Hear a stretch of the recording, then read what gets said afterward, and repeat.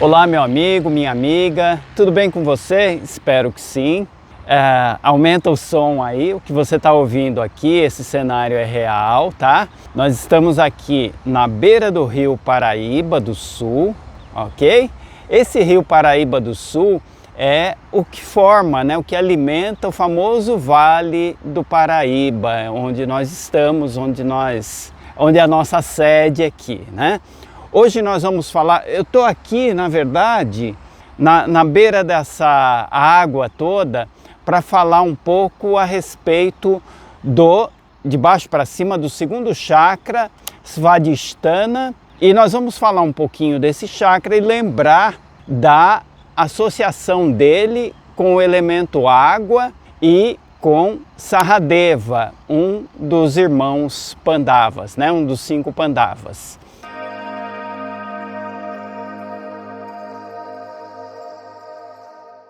Mas eu te peço, antes de mais nada, que dê um like, ative o sininho, faça comentários, os comentários são muito bem-vindos e compartilhe não só o vídeo, não só o canal, mas compartilhe a ideia, tá? Contato com a natureza. Eu vim pedalando, tá bom? Falando a respeito da água, eu queria fazer algumas referências aqui para você lembrar. Então nós estamos no caminho ascendente, tá? No segundo chakra, lá de baixo para cima, caminhando de baixo para cima, Svadhisthana, que tem a associação com o elemento água e é irmão gêmeo do chakra Muladhara, que representa o elemento terra, né? Água e terra são elementos gêmeos, são os formadores da vida. E eu lembro a você, em primeiro lugar, que essa associação é fantástica, porque nós estamos exatamente, né? Esse chakra está exatamente na nossa região genésica, na região que faz a gestação, ok? E é importante lembrar que o elemento água é o berço da vida. Tudo inicia, né? Toda a vida inicia no elemento água e a água é como o sinal para nascer, né? Nós estamos aqui agora, é início do mês de setembro, é um período de chuva. Se você olhar aí para o céu, você vai ver o céu carregado de nuvens, né? E isso é fantástico, né? Setembro, pelo menos aqui na nossa região, né? Especificamente na nossa região, na região sudeste, é um período em que normalmente iniciam as chuvas e que a vida desperta novamente, né? O ciclo da vida desperta novamente. E vale lembrar sempre que a vida, ela nasce nesse elemento água, toda a vida, e a gente passa por ciclos, né? O nosso universo conhecido é todo feito de ciclos, e esses ciclos ficam muito claros na natureza, né? Os seres humanos e todos os seres vivos, vamos pegar um exemplo do próprio ser humano, né? Ele nasce ali numa bolsa de água, né? Ele é gestado ali numa bolsa de água, né? Ele fica mergulhado na água até que essa bolsa se rompe. Quando essa bolsa se rompe, aí começa um novo ciclo, que é quando ele vai sair e vai ter contato com o mundo externo, né? Externo à sua mãe, à sua genitora, e vai ter contato com os outros elementos. Isso é tão interessante que recentemente os estudiosos, os astrônomos, confirmaram que, sabe aqueles eventos de destruição em massa que nós tivemos, né? O evento, por exemplo, que marcou o fim da era dos dinossauros, que provavelmente foi um choque de um corpo celeste, um cometa ou um asteroide, né, com a Terra, e gerou o fim daquela hegemonia, da era dos dinossauros. Pois bem, a ciência constatou, né, olhando a superfície do planeta Terra, do espaço, constatou que nós já tivemos pelo menos 5 eventos desses que acabaram com a vida no planeta, que fizeram destruição em massa, inclusive destruíram todas as florestas. E sempre que isso acontece, a vida acaba ficando preservada, aquela vida unicelular, aquela vida minúscula, ela fica preservada no elemento água.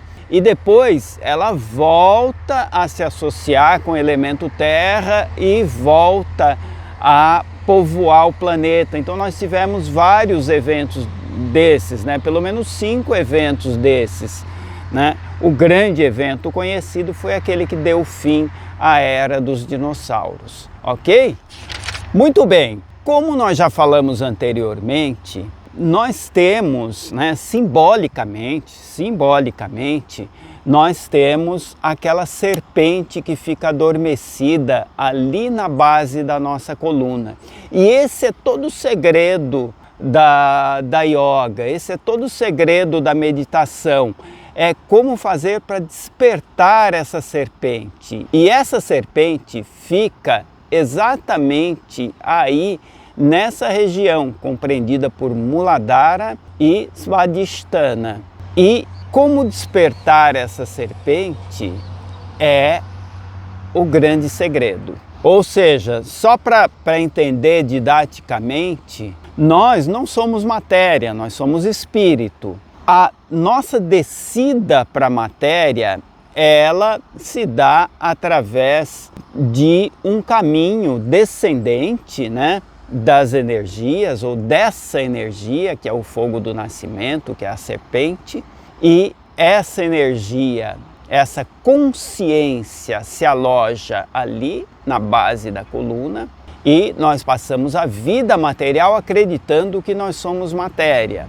Os grandes yogis, eles fazem o caminho de ascensão dessas energias. Por isso, o símbolo da serpente, que é um símbolo tão usado, né, não só na cultura védica, mas em toda a cultura, toda a religião.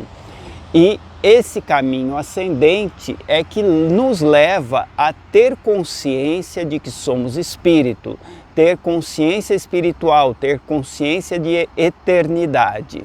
Ainda fazendo uma relação, fazendo uma correlação com a água como berço da vida, vamos lembrar que essa região, a região genésica, é na verdade o berço da criação, o berço da criatividade. Ou seja, pessoas que têm a energia equilibrada nessa região genésica são pessoas extremamente criativas e extremamente produtivas. É um grande motor. A região genésica, a região da concepção, é um grande motor de criação. Infelizmente, principalmente no Ocidente, as pessoas acabam utilizando essa energia de criação no sentido inverso, ou seja, no sentido da sensualidade, da prática, do abuso do sexo. E isso faz com que as energias sejam drenadas aí ao invés de ser uma turbina, né? É aquela ideia clássica da suástica, né? Da suástica nazista, por exemplo, ou da cruz suástica. O que é a suástica? A suástica é um símbolo de evolução, desde que ela seja, né, ela é uma rosa, ela é uma hélice que gira no sentido horário, né? E o nazismo pegou essa ideia da suástica e fez com que ela girasse no sentido anti-horário, aí é um sentido involutivo. E quando isso acontece, e isso acontece conosco quando exageramos, quando nos perdemos na questão sexual, o giro desse chakra se inverte. Quando ele se inverte, toda a energia, toda a força criativa, ela é usada para destruição ao invés de construção, criação. Entendeu? Freud compreendeu bem essa energia, essa força que está alojada nesse chakra, quando situou ou quando procurou entender e explicar claramente o poder da libido, o poder dessa energia que se encontra ali alojada. Aí dá para entender um pouco, nesse sentido, dá para entender um pouco por que determinadas religiões utilizam, quase que impõem o celibato como um caminho de ascensão espiritual ou como uma obrigatoriedade para que os seus ministros possam realizar o seu trabalho, ou seja, um padre ele precisa ser casto, ele precisa praticar o celibato. É claro que tem outras observações em torno do celibato, mas de um modo geral, classicamente, o celibato ele é importante nesse sentido de preservar essas energias e utilizá-las no sentido correto, porque quando você começa a inverter esse processo, você começa, ao invés de ter ambições espirituais, você começa a ter ambições materiais. E essa energia, essa suástica girando no sentido contrário, ela confere sim, ela confere poder, ela confere carisma, mas é todo pelo caminho escuro, é todo pelo caminho da ambição pessoal, da ambição do ego, né? Ao passo que o giro correto, o giro horário desse chakra, ele confere poder, porém não com personalismo. Ele confere a sabedoria ao invés de conhecimento puro e simples, de conhecimento intelectual. Ele confere paz e, principalmente, criatividade, criação no sentido positivo, no sentido de gerar progresso para a natureza, progresso para a humanidade. Então, escolha o caminho certo. Nós não estamos falando aqui desse celibato forçado, mas nós estamos falando de tomada de consciência, de renovação de valores. A nossa proposta nesse trabalho, nossa proposta no trabalho do canal Nova Terra é crescimento, é autoconhecimento. Assim, algumas coisas que são recomendáveis nesse sentido com relação ainda ao elemento água, banhos frios ajudam muito, tá? Eu sei que é difícil, eu sei que tem dias de inverno, por exemplo, que é difícil tomar banho frio, mas o banho frio ajuda muito. O banho excessivamente quente faz mal, ele ativa essa libido no sentido inverso. Evitar drogas, álcool, porque isso tudo estimula a libido no sentido negativo. Jogo, atividades muito radicais e sexo sem controle naturalmente. Tudo isso faz com que esse chakra comece a girar, faz com que essas energias comecem a fazer a suástica nazista e não a suástica sagrada. Outra coisa interessante, procure vigiar para que você tome uma quantidade razoável de água todo dia, principalmente quando você acorda pela manhã. É recomendado aí algo em torno de 600 mililitros de água em jejum pela manhã. Outra coisa importante, exercite a cintura, pernas e principalmente a panturrilha, que é a batata da perna. Faça exercício, por isso que pedalar é muito bom, porque pedalar, quando você pedala com a ponta dos pés, quando a sua bicicleta está estruturada corretamente, você pedala mais com a ponta dos pés.